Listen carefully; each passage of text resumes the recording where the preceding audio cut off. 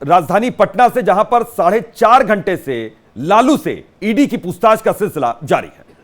पटना के ईडी दफ्तर में लालू से पूछताछ लैंड फॉर जॉब मामले में चल रही है। यहां पर लालू से इसको लेकर सवाल जवाब ईडी अब कर रही है। तो कल इसी कड़ी में तेजस्वी यादव से ईडी पूछताछ करेगी। पटना के ईडी दफ्तर में फिलहाल लालू यादव मौजूद हैं और कई घंटे का वक्त बीत चुका है। 4.5 घंटे से ज्यादा का वक्त यहां पर हो रहा है धीरे धीरे, जब लालू से ईडी की पूछताछ चल रही है। बिल्कुल, कल एक तरीके से पटना जो था वो एपिक सेंटर बना रहा। एक सनसनीखेज जिस तरीके से वहां पर एक के बाद एक हमने देखे कि पॉलिटिकल मूवमेंट हुआ, और अब यहां पर ईडी का एक्शन सुबह से चल रहा है। आशुतोष, मुश्किल में लालू परिवार, क्योंकि ईडी की जो पूछताछ है वो लालू से लगातार चल रही है। इसको लेकर बहुत हाय तौबा भी मचाया गया। आरजेडी की तरफ से कई ट्वीट भी किए उनकी बेटी ने, लेकिन उसके बावजूद ये तस्वीरें हम आपको इस वक्त दिखा रहे हैं। और ईडी दफ्तर के सामने मंदिर पहुंची है मीसा भारती। दादी जी मंदिर में मीसा भारती ने यहां पर पूजा अर्चना की है। ईडी में लालू को छोड़कर वो मंदिर पहुंची। तो मीसा भारती ने लालू के लिए ईडी दफ्तर में खाना पहुंचाया। लालू के लिए 2 बार दवा भी अंदर उनकी ओर से पहुंचाई गई। लालू यादव की पूछताछ जो है वो ईडी की तरफ से चल रही है, और इसको लेकर उनके परिवार की तरफ से कहा गया है कि वो ठीक से चल भी नहीं पाते हैं। ऐसे में उन्हें अकेले अंदर भेजा गया। मीसा भारती जो धरना प्रदर्शन में शामिल है वहां पर कार्यकर्ताओं के साथ, वो फिलहाल कहा जा रहा है कि सामने जो मंदिर है वहां पर पहुंची हैं। दादी जी मंदिर है ये, जहां पर मीसा भारती पूजा अर्चना के लिए पहुंची है। तो मुश्किल में है पूरा लालू परिवार। फिलहाल लालू यादव जो कि बिहार के पूर्व मुख्यमंत्री, उनसे लैंड फॉर जॉब के मामले में यह पूछताछ हो रही है और करीब 4.5 घंटे का वक्त बीत चुका है जब वो ईडी दफ्तर के अंदर है लालू यादव, और उनसे लगातार ईडी की टीम पूछताछ कर रही है। वहीं ये भी खबर है कि आज लालू यादव से पूछताछ हो रही है। कल तेजस्वी का नंबर है। कल ईडी उनसे पूछेगी जमीन के बदले नौकरी का ये पूरा मामला है। और अभितोष, इस मामले में कोर्ट की तरफ से एक समन भी गया है, जिसमें राबड़ी देवी, मीसा भारती और उनके अलावा 7 और लोग हैं जिनको ये समन गया है। 9 फरवरी का कोर्ट का आदेश है कि उन्हें इस पर हाजिर होना है, लेकिन उससे पहले ईडी का ये एक्शन पटना में। तो बिल्कुल, तो लालू यादव आज पहुंचे ईडी दफ्तर। पटना में ये ईडी दफ्तर है जहां पर वो पहुंचे, और जब आज सुबह पहुंचे तो उस वक्त हलचल वहां पर बढ़ी थी और करीब आधे घंटे का वक्त उन्हें लगा जब ईडी दफ्तर के बाहर उनका वाहन खड़ा रहा, क्योंकि वो वाहन के साथ ही अंदर जाना चाहते थे। इसके बाद अकेले ही उनको ईडी की टीम अंदर लेकर गई, उनसे पूछताछ हुआ, और उसके बाद फिर एक के बाद रोहिणी आचार्य जो कि उनकी बेटी, उन्होंने ट्वीट्स किए कि अंदर किसी को जाने नहीं दिया गया है। उनका स्वास्थ्य का हवाला देते हुए उन्होंने ट्वीट किया, लेकिन फिर मीसा भारती को एक बार अंदर जाने दिया गया 10 मिनट के लिए। उसके बाद फिर से उन्होंने देखिए दवाइयां और खाना पहुंचाया। 2 बार ऐसा हो चुका। ये तस्वीरें भी हम आपको दिखा रहे हैं। राजद के जो कार्यकर्ता हैं वो लगातार सुबह से इसको लेकर विरोध प्रदर्शन अपना जता रहे हैं। मीसा भारती की भी तस्वीर आपने देखी थी, क्योंकि वो अभी फिलहाल वहां पर नहीं है उस जगह पर। वो एक मंदिर में गई हैं पूजा करने के लिए। लेकिन दूसरी तरफ लालू प्रसाद यादव, जिनसे ईडी की पूछताछ फिलहाल चल रही है, और इसको लेकर बहुत बड़ा बवाल, एक तरीके से हम कह सकते हैं कि एक सियासी मूवमेंट एक और हम आज पटना में देख रहे हैं। तो लालू यादव से पूछताछ हो रही है ईडी की, और इसको लेकर मीसा भारती धरने पर भी आज बैठी नजर आई। केंद्र के प्रति उनका गुस्सा साफ झलक रहा था। हमारे सहयोगी प्रत्युष खड़े ने उनसे बातचीत की। आपको सुनवाते हैं क्या कुछ कहा मीसा भारती ने। अभी भी मीसा भारती यहां पर बैठी हुई है। बीच में मीसा भारती गई थी 5 से 10 मिनट के लिए अंदर ईडी दफ्तर के अंदर, जहां पर लालू यादव से मिलकर के वो बाहर आई थी, क्योंकि लालू यादव की सेहत अच्छी नहीं रहती है, इसलिए उनको समय पर दवा और पानी की ज़रूरत पड़ती है, उनको एक सहारे की ज़रूरत पड़ती है, इसलिए मीसा भारती यहाँ पर।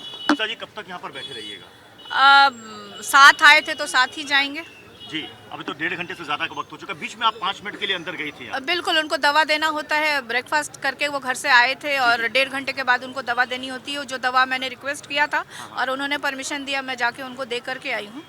और रिक्वेस्ट किया कि उनको, अगर क्योंकि एज हो गया है और उनके घुटने में भी प्रॉब्लम रहता है, तो उठने बैठने में उनको तकलीफ होती है, सहायता की आवश्यकता पड़ती है। तो मैंने कह के आई हूँ कि अगर किसी को बुलाए वॉशरूम जाने के लिए तो आप हमें बता दीजिएगा। मतलब परिवार का एक सदस्य अंदर लालू जी के साथ होना चाहिए। अंदर तो अलाउ नहीं करेंगे क्योंकि पूछताछ चल रही है। तो मैंने कहा कि सिर्फ उनको वॉशरूम या कोई चीज़ की आवश्यकता हो तो ज़रूर हमें इन्फॉर्म करें। 1.5-2 घंटे के बाद फिर उनको एक दवा की जरूरत पड़ेगी। मेरे ख्याल से अब लंच टाइम पे उनको दवा देते हैं तो बुलाएंगे वो लोग। अच्छा, अब क्या लग रहा है आपको, ये जो समन है, ये तो जांच, ये मामला काफ़ी पुराना है, पहले ही समन दिया जा चुका था। टाइमिंग पर जो सवाल बस एक टाइमिंग पे सवाल आप उठा सकते हैं, बट उस पर भी मुझे कुछ कहना नहीं है क्योंकि न्यायालय में ये सारा मामला लंबित है, तो इस पर बहुत ज़्यादा कमेंट तो नहीं करूँगी। बट हाँ, एक टाइमिंग ये लोग चुनते हैं और यही है। तेजस्वी यादव भी कल आएंगे? बिल्कुल आएंगे, बिल्कुल आएंगे, क्योंकि आप देखिए जिस तरह का आरोप लगता आया है, कोई नई बात नहीं है। विपक्ष आज देश के सारे विपक्षी दलों के ऊपर, उनके नेताओं के ऊपर इस तरह के आरोप लगते रहे हैं और हमारे स्पेशली हमारे परिवार पे तो खास ध्यान होता है, जो लोग सत्ता में हैं उनका खास ध्यान होता है।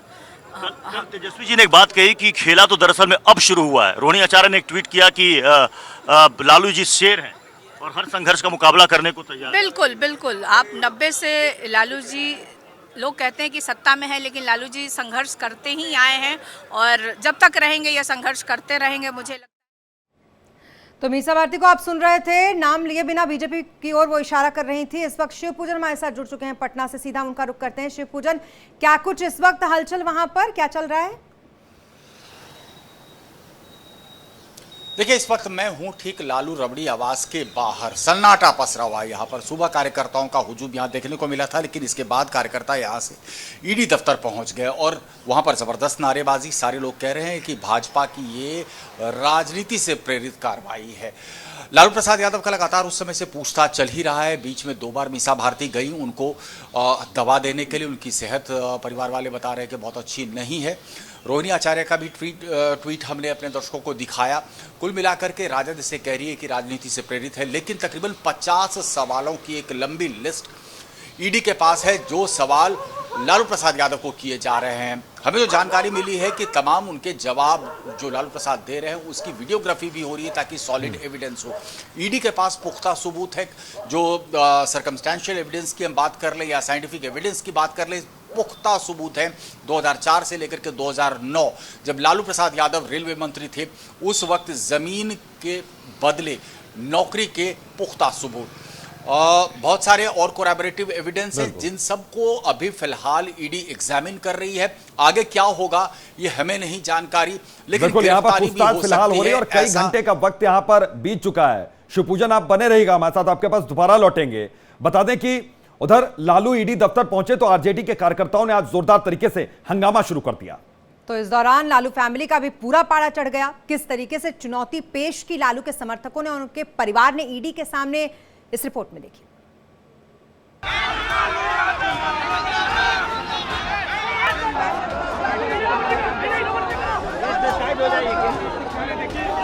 देखिए जिस तरह का आरोप लगता आया है, कोई नई बात नहीं है। स्पेशली हमारे परिवार पे तो खास ध्यान होता है, जो लोग सत्ता में हैं उनका खास ध्यान होता है। ईडी का एक्शन, लालू परिवार में टेंशन।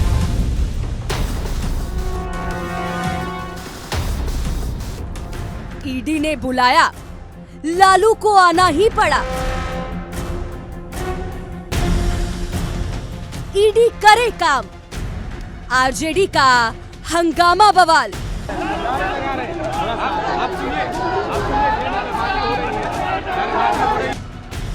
ईडी के लालू से सवाल, मीसा हुई लाल।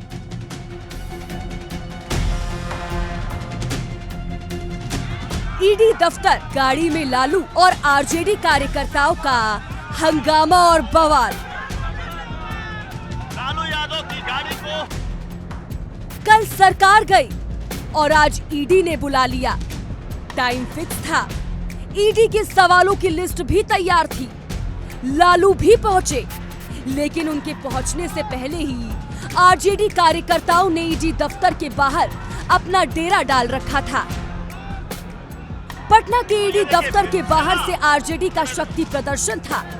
लालू की गाड़ी इंच भर भी आगे नहीं बढ़ पा रही थी, क्योंकि गाड़ी के आगे कार्यकर्ताओं का वो रैला था जो ईडी को अपनी ताकत का एहसास कराने में जुटा था। हालांकि न कार्यकर्ताओं का हंगामा काम आया, न कोई हुड़दंग। लालू ईडी दफ्तर भी पहुंचे और ईडी के सवालों से उनका सामना भी हुआ। देखिए जिस तरह का आरोप लगता आया है, कोई नई बात नहीं है। विपक्ष आज देश के सारे विपक्षी दलों के ऊपर, उनके नेताओं के ऊपर इस तरह के आरोप लगते रहे हैं और हमारे स्पेशली हमारे परिवार पे तो खास ध्यान होता है, जो लोग सत्ता में हैं उनका खास ध्यान होता है कल तेजस्वी जी ने एक बात कही कि खेला तो दरअसल में अब शुरू हुआ है। रोहिणी आचार्य ने एक ट्वीट किया कि लालू जी शेर हैं और हर संघर्ष का मुकाबला करने को तैयार हैं। बिल्कुल बिल्कुल, आप 90 से लालू जी, लोग कहते हैं कि सत्ता में है, लेकिन लालू जी संघर्ष करते ही आए हैं और जब तक रहेंगे ये संघर्ष करते रहेंगे। मुझे लगता है बिहार की जनता के लिए, बिहार के युवाओं के लिए और बिहार के हित में काम करते रहेंगे। इधर लालू ईडी ऑफिस में थे तो उधर लालू की फैमिली नीतीश, ईडी, सीबीआई और केंद्र सरकार को अपने निशाने पर लिए हुए थी। लालू की बेटी रोहिणी का ट्वीट कुछ ऐसा ही था। मेरे पापा को आज कुछ हुआ तो इसका जिम्मेदार गिरगिट के साथ साथ सीबीआई, ईडी और उनके मालिक होंगे। तय था कि कार्यकर्ता हंगामा करेंगे। तय था कि ईडी दफ्तर के बाहर आरजेडी सड़क पर भी उतरेगी, लेकिन ईडी भी तैयार थी हर चुनौती का सामना करने के लिए। जमीन के बदले नौकरी घोटाले में ईडी ने लालू और तेजस्वी को 19 जनवरी को ही अपना समन भेज दिया था। तो जिस तरह से ईडी का शिकंजा लालू और उनके परिवार पर कस रहा है, वो लालू फैमिली पर गिरफ्तारी की तलवार भी लटकाए हुए है। Bureau report, India daily live. और लालू की पेशी के साथ साथ बड़ी खबर इस वक्त की आपको बता रहे हैं। दरअसल लालू की पेशी को लेकर रोहिणी आचार्य का जो ट्वीट है वो आ रहा है। लगातार रोहिणी आचार्य उसको लेकर ट्वीट कर रही हैं। पापा को कुछ हुआ तो इसके जिम्मेदार ईडी अधिकारी होंगे, ये रोहिणी आचार्य ने कहा। उन्होंने लिखा कि सबको पता है कि पापा की हालत बिना सहारे वो नहीं चलते हैं। ये गुदड़ी का लाल लालू है, शेर अकेला कमजोर नहीं है, ये भी उन्होंने लिखा है। नीतीश कुमार के आरजेडी का साथ छोड़ने के बाद तेजस्वी यादव ने भले ही नीतीश पर कोई तीखा बयान ना दिया हो, लेकिन लालू परिवार की जो बेटियां हैं वो लगातार ट्वीट करके अपने बयान जग जाहिर कर रही हैं। और स्मिता, सबसे आगे इसमें चल रही हैं रोहिणी आचार्य, जो बार बार ट्वीट कर रही हैं। उन्होंने इशारों में नीतीश कुमार को पहले गिरगिट से लेकर कूड़ा तक कहा है। वहीं आज लालू प्रसाद यादव की ईडी दफ्तर में पेशी के बाद एक बार फिर से रोहिणी आचार्य भड़क गई और किस तरीके से भड़की हैं आप इन ट्वीट्स के जरिए समझ सकते हैं। इस सिलसिलेवार ट्वीट किया उन्होंने और लिखा भी है कि वो जो कह रही हैं मार्क माई वर्ड, ऐसे करके उन्होंने इसको एकदम आप देखें तो पुख्ता किया है आशुतोष।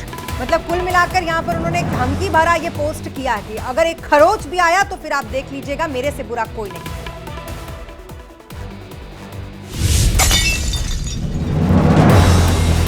बिहार से इस वक्त की एक और बड़ी खबर आ रही है। नीतीश की बैठक में नहीं पहुंचे जहानाबाद के सांसद। सीएम नीतीश ने सांसदों की मीटिंग बुलाई थी, बैठक बुलाई। बैठक में 15 सांसदों के पहुंचने की खबर है और बाकी सांसदों पर अभी सस्पेंस बना हुआ है। ये वही बैठक है जिसका इंतजार हो रहा था कल से। अभी तो कहा जा रहा था कि अब कैबिनेट की बैठक होगी, लेकिन फिलहाल जहानाबाद के सांसद इसमें नहीं पहुंचे। तो बड़ी खबर है ये, सीएम नीतीश ने सांसदों की यह बैठक बुलाई थी, लेकिन जहानाबाद के सांसद इस बैठक में नहीं पहुंचे हैं। और इस पूरे मामले में अब सियासी मायने यहां पर तलाश करने की कोशिश हो रही है। शिवपूजन झा पटना से लगातार हमारे सहयोगी जुड़े हुए हैं। शिवपूजन, यहां पर सांसदों को बुलाया गया, जानकारी आ रही है कि 15 सांसद लगभग पहुंचे हैं, एक सांसद नहीं पहुंचे जहानाबाद से। देखिए, उन्होंने कुछ अपने पर्सनल रीजंस बताए हैं और बता दूं मैं कि ये जो बैठक हुई थी ये सांसदों की तरफ से हुई थी, क्योंकि मैंने बात की थी 2-3 सांसदों से। उन सबका ये कहना था कि सब मिलना चाहते थे नीतीश कुमार से, रणनीति आगे 2024 की तैयार करनी थी। तो सांसदों के टूटने पर नीतीश कुमार को बहुत ज़्यादा कहते हैं वो चिंतित नहीं है उस मुद्दे पर। विधायकों को एक रखना वो सबसे बड़ी चुनौती थी नीतीश कुमार के लिए, और मोरलेस ऐसा लग रहा है कि विधायकों को एकजुट रखा है। एक सांसद आज नहीं पहुंचे थे, तमाम सांसदों को 16 के 16 सांसदों को यहां पर आना था। उसमें से 15 सांसद यहां पर पहुंचे। नीतीश कुमार के करीबी बता रहे हैं कि कोई औपचारिक बैठक नहीं थी, लेकिन आगे की रणनीति के लिए चर्चा करना चाहते थे नीतीश कुमार। हम बता दें अपने दर्शकों को कि दरअसल नीतीश कुमार ऐसी ही बैठकें लगातार करते आ रहे थे और इन्हीं बैठकों की वजह से नीतीश कुमार इस नतीजे पर पहुंचे थे कि अगर इंडिया गठबंधन में रहते हुए चुनावी मैदान में उतरते हैं तो 2024 में जबरदस्त पटकनी खानी पड़ सकती है। 2 सीटों पर सिमट करके रह लेकिन सकती है शिवपूजन, जदयू, और उसी के हमारे बाद सांसदों के अगर कहने आप पर ये राजनीति को निर्णय लिया देखेंगे गया तो था। यहाँ पर ये बैठक जो होती है ये एक तरीके से मॉक ड्रिल होती है। मॉक ड्रिल इस बात की कि हर बार ये दिखाना होता है सबको बुला के कि हम भाई ठीक है, सब कुछ एकदम ठीक ठाक चल रहा है, और कहीं ना कहीं एनडीए में जाने के बाद से तो उनको ये दिखाना पड़ेगा ना अपने सांसदों के साथ, तो सब ठीक है ना अंदर खाने। बिल्कुल बिल्कुल, मैं आपकी बातों से पूरी तरह से इत्तेफाक रखता हूं। अंदर खाने में भी ऐसा प्रतीत हो रहा है कि सब कुछ ठीक ठाक है, लेकिन अगर नीतीश कुमार मुख्यमंत्री नहीं बनाए जाते तो फिर पार्टी में टूट होने के आसार ज्यादा हो जाते। महत्वपूर्ण बात यह है कि ललन सिंह को पहले साइड लाइन किया गया बहुत सिस्टमेटिकली, क्योंकि नीतीश कुमार को भनक लग गई थी कि पार्टी को तोड़ने की कोशिश हो रही है। आज हमने सम्राट चौधरी जी से बात की, उन्होंने भी इस बात की ओर इशारा किया कि जदयू को तोड़ने की जबरदस्त कोशिश हो रही थी। ये भनक भाजपा को भी थी और नीतीश कुमार को भी थी, और इसी बाबत इस तरीके की रणनीति अपनाई गई जिसमें कि नीतीश कुमार एक बार फिर से मुख्यमंत्री बन गए, और अब कम से कम भाजपा और जदयू को यह लग रहा है कि पार्टी नहीं टूटेगी। बिल्कुल शिवपूजन, एक चीज मैं और यहां पर समझने की कोशिश कर रहा हूं कि अब देखिए यहां पर जोर शोर से तैयारियां शुरू हो गई कि अब 24 के चुनाव में किस तरीके से पूरी जितनी लोकसभा सीटें हैं वहां पर सब पर ये एनडीए वापसी करे, जीते हर हाल में, और जहां पर कमजोर हो उसको लेकर मजबूती यहां पर दी जाए। क्या कोशिश यही है, कवायद यही है? बिल्कुल कवायद यही है, और बैठकों का दौर तो शुरू हो गया है। आपको बता दें कि वो जो हम देखते हैं कि चुनावी गहमा गहमी वो शुरुआत हो चुकी है। भाजपा में खास करके मैं देख रहा था कि लगातार बैठकों का दौर हो रहा है। विजय सिन्हा काफी एक्टिव हो चुके हैं, सम्राट चौधरी काफी एक्टिव हो चुके हैं, तावड़े जी यहां पर जो वो लगातार बैठकों का दौर कर रहे हैं। देखना जो सबसे बड़ी बात होगी, जो सबसे दिलचस्प फैक्टर होगा कि क्या इस बार भाजपा नीतीश कुमार को वैसे ही 17 सीटें देती है, क्योंकि नीतीश कुमार इंडिया गठबंधन से इसलिए चिटक करके एनडीए के पाले में आए क्योंकि उनको लग गया था कि सीट बंटवारे में क्या संतुष्ट होंगे यहां पर नीतीश कुमार? अब इसकी कवायद भी शुरू है। बहुत बहुत शुक्रिया, आप नजर बनाकर रखिए। दरअसल बिहार में गठबंधन की सरकार गिरते ही आज लालू को ईडी के सामने पेश होने पर सियासत भी बिहार की गरमाई हुई है। जहां समर्थकों ने यहां पर भारी हंगामा किया तो वहीं जेडीयू और आरजेडी में वार पलटवार भी शुरू हो चुका है। मान्यवर लालू प्रसाद जी, अब तो आप मेरे राजनीतिक विरोधी हैं। हम आपको सलाह एक दे रहे हैं कि परिवारवाद का आरोप आप पर लगातार लगता रहा है। अब ईडी उडी तो वही न जाने, ईडी तो एक संवैधानिक संस्था है। अब क्यों आ रहा है, किस लिए आ रहा है? आर्थिक प्रवर्तन निदेशालय, और अर्थ से कितना संबंध है? ये तो अर्थ वाले आदमी थे, ये अर्थ में कहाँ फंस गए हम नहीं जानते। ईडी का संबंध नहीं है साहब, ये बीजेपी का संबंध है। बीजेपी का काम नहीं बन पा रहा है। मर्यादा पुरुषोत्तम राम के नाम पर ध्रुवीकरण की कोशिश हुई, काम नहीं हुआ। मर्यादा पुरुषोत्तम का चरित्र समावेशी है, सबके हृदय में है, तो वहाँ काम नहीं बना। फिर नीतीश कुमार पे इंजीनियरिंग की गई। अब ये ईडी वगैरह है, चलेगा ये हमें पता है। 24 के चुनाव तक तो इसे कृपा पूर्वक हाथ जोड़ के कहता हूं, ईडी का समन ना करिए। ये बीजेपी का समन है।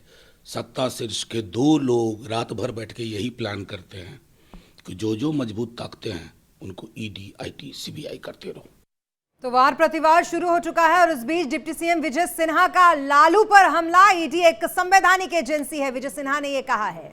विजय सिन्हा ने यह भी कहा कि ईमानदार हैं तो फिर वो जांच में सहयोग करें।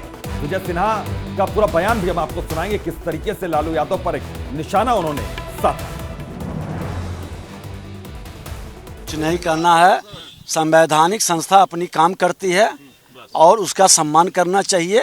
जब हम सही हैं तो डरना नहीं चाहिए। लालू ये कह रहे हैं कि सब कुछ पहले से तय था और इसलिए पहले सत्ता परिवर्तन हुआ और अब उन्हें परेशान किया जा रहा है। देखिए, हमेशा एक ईमानदार आदमी को यहाँ से लेके अदालत तक अपनी काम करनी चाहिए। ठीक। तो एक तरफ जहां लालू के ईडी के सामने पेश होने को लेकर आरजेडी में हंगामा मचा है, तो वहीं स्पीकर को लेकर नोटिस पर भी सियासत हो रही है। संवाददाता शिवपूजन झा ने बीजेपी लीडर हरिभूषण ठाकुर से इस मामले में बातचीत की, आप भी सुनिए। इस वक्त हमारे साथ मौजूद हैं भाजपा के फायर ब्रांड नेता हरिभूषण ठाकुर बचौल साहब। बचौल साहब, ईडी की कार्रवाई शुरू हो गई है और राजद लगातार हमलावर है, कह रहा है कि ये राजनीति से प्रेरित है। कैसे राजनीति से प्रेरित है? पूरा साक्ष्य है। जिसको भी आपने नौकरी दिया उससे जमीन लिया है, इसमें गवाहों की जरूरत है? साक्ष्य अधिनियम जो भारत का है उसमें गवाह की भी आवश्यकता नहीं है। आप 100 करोड़ का जमीन, 150 करोड़ का जमीन उन दिनों का 4 लाख में लिखवा लिए और उस व्यक्ति को नौकरी दे दिए, तो इसमें भी गवाह की जरूरत है। जो जैसा किया है उसको उसका भोगना पड़ेगा। तमाम ऐसे लोग जिन पर ईडी की कार्रवाई हो रही है या जांच एजेंसियां उनके पीछे लगी, सबका लगभग एक सुर में यही राग होता है। कुछ वक्त पहले तक तो नीतीश कुमार भी यही कह रहे थे। अब नीतीश जी कह रहे थे या कोई कह रहे थे, ईडी सीबीआई स्वतंत्र इकाई है, वो अपना काम कर रही है। जो भ्रष्टाचारी है वो डरेंगे ही, उन पर कार्रवाई होगी ही। हम लोगों पर आवे ना सीबीआई ईडी तो बुझेंगे जो कर रहा है। जो किया है, जो लूटा है तो उसको लौटाना पड़ेगा। अच्छा, स्पीकर को हटाने की बात हो रही है तो नहीं हटेंगे स्पीकर, ऐसे ही होता है। हम जिस गठबंधन के सरकार है उस गठबंधन का स्पीकर बनेगा। क्या लगता था आप लोगों को, आप लोग तैयार थे कि नीतीश जी आएंगे आपके पाले में, या आपको लगता है कि भाजपा का जो स्टेट लीडरशिप है उसके लिए सरप्राइज था? नहीं, कोई सरप्राइज नहीं था। और देश के हमारे नेतृत्व सक्षम है, वो जो निर्णय किए हैं वो स्वागत योग्य कदम है। नीतीश जी के साथ एक एंटी इनकम्बेंसी फैक्टर भी है, आपको नहीं लगता है कि भाजपा को उसका खामियाजा भुगतना पड़ सकता है? नरेंद्र मोदी जी के साथ सब प्रो, कोई कहीं कुछ नहीं है। 40 की 40 सीट जीतेंगे। 40 की 40 सीट देखेंगे, जीतेंगे। ये थे हरिभूषण सिंह ठाकुर बचौल। पटना से कैमरामैन सिंधु मनीष के साथ Shivpujan Jha, India daily live के लिए। और ये पॉलिटिकल मूवमेंट के साथ एक और खबर, बड़ी खबर का रुख करेंगे जो इस वक्त आ रही है। उस बड़ी खबर के साथ ही आपको बता दें कि लगातार बदलते हुए सियासी घटनाक्रम के बीच ईडी का जो एक्शन है वो जारी है और हेमंत सोरेन के दिल्ली वाले आवास पर जो छापेमारी है वो चल रही है। पिछले 11 घंटे से ईडी की टीम यहां पर छापेमारी कर रही है। तो 31 जनवरी को ईडी के सामने पेश होंगे हेमंत सोरेन। ये सीएम ऑफिस से पहुंचा है ईडी के पास संदेश, लेकिन दिल्ली के आवास पर पिछले 11 घंटे से ईडी की टीम मौजूद है और वो वहां पर जांच कर रही है। इस दौरान काफी दस्तावेज भी उन्होंने अपने कब्जे में लिया।